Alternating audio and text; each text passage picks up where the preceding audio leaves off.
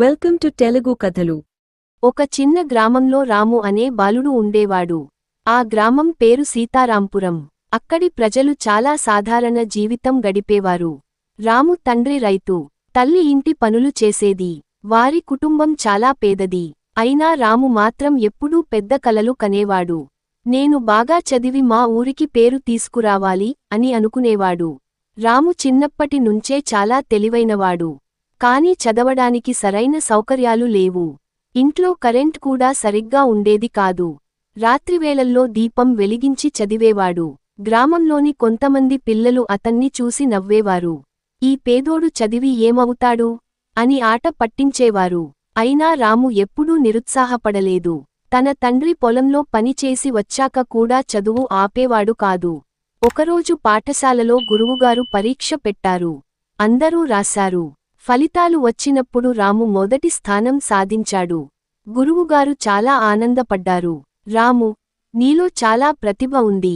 నువ్వు కష్టపడితే జీవితంలో పెద్ద స్థాయికి వెళ్తావు అని అన్నారు. ఆ మాటలు రాముకు కొత్త ఉత్సాహం ఇచ్చాయి. అప్పటినుంచి ఇంకా ఎక్కువగా చదవడం ప్రారంభించాడు. గ్రామంలో చిన్న లైబ్రరీ ఉండేది. అక్కడికి ప్రతిరోజూ వెళ్లి పుస్తకాలు చదివేవాడు. విజ్ఞానం, చరిత్ర, కథలు, ఏ పుస్తకం దొరికినా చదివేవాడు. ఒకరోజు గ్రామానికి ఒక పెద్ద అధికారి వచ్చాడు.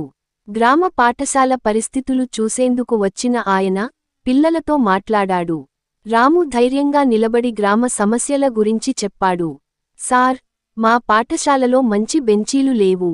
పుస్తకాలు కూడా సరిపోవడం లేదు అని అన్నాడు. అధికారి ఆశ్చర్యపోయాడు.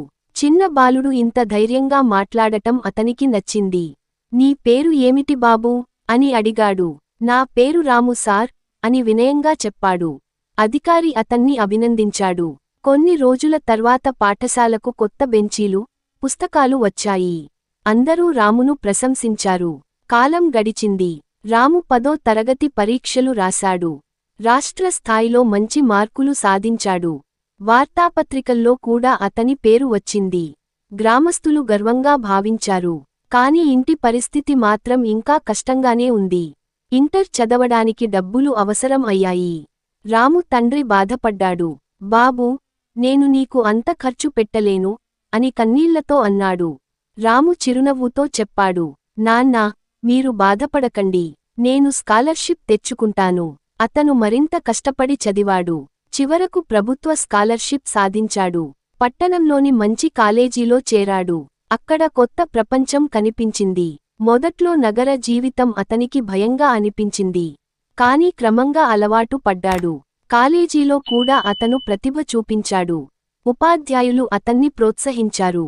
ఖాళీ సమయాల్లో చిన్న పిల్లలకు ట్యూషన్ చెప్పి డబ్బులు సంపాదించేవాడు. ఆ డబ్బుతో తన ఖర్చులు చూసుకునేవాడు. ఒకరోజు కాలేజీలో గ్రామ అభివృద్ధి అనే పోటీ జరిగింది. అందరూ తమ తమ ఆలోచనలు చెప్పారు. రాము మాత్రం తన గ్రామం గురించి మాట్లాడాడు.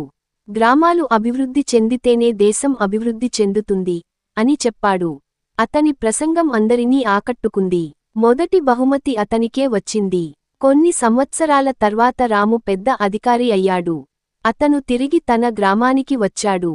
చిన్నప్పుడు చదివిన అదే పాఠశాలను చూసి భావోద్వేగానికి గురయ్యాడు. గ్రామస్తులు అతన్ని ఘనంగా స్వాగతించారు. మన రాము ఇప్పుడు పెద్ద అధికారి అయ్యాడు అని అందరూ గర్వంగా మాట్లాడుకున్నారు. రాము గ్రామ ప్రజలను చూసి చెప్పాడు. నేను ఈ స్థాయికి రావడానికి కారణం నా తల్లిదండ్రులు, గురువులు, ఇంకా నా గ్రామం. కష్టాలు వచ్చినప్పుడు భయపడకూడదు. కష్టపడితే తప్పకుండా విజయం వస్తుంది. అతను గ్రామంలో కొత్త లైబ్రరీ నిర్మించాడు. పేద పిల్లలకు ఉచిత పుస్తకాలు అందించాడు. పాఠశాలలో కంప్యూటర్లు కూడా ఏర్పాటు చేశాడు. ఒకరోజు చిన్న బాలుడు అతని దగ్గరకు వచ్చి అడిగాడు. సార్, నేను కూడా మీలాగా పెద్దవాడిని అవ్వాలంటే ఏమి చేయాలి? రాము చిరునవ్వుతో చెప్పాడు. ముందు నీ మీద నువ్వు నమ్మకం పెట్టుకో. ప్రతిరోజూ కష్టపడి చదువు. నిజాయితీగా ఉండి ఇతరులకు సహాయం చేయు. విజయం నీ వెంటే వస్తుంది. ఆ మాటలు విన్న బాలుడు ఎంతో ప్రేరణ పొందాడు. అలా రాము తన జీవితంతో ఎంతోమందికి ఆదర్శంగా నిలిచాడు. పేదరికం అతన్ని ఆపలేకపోయింది. ధైర్యం, కష్టం, పట్టుదల ఉంటే ఏ మనిషైనా జీవితంలో ఉన్నత స్థాయికి చేరుకోవచ్చని రాము నిరూపించాడు. నీతి: కష్టపడి పనిచేసేవారిని విజయం తప్పకుండా చేరుకుంటుంది.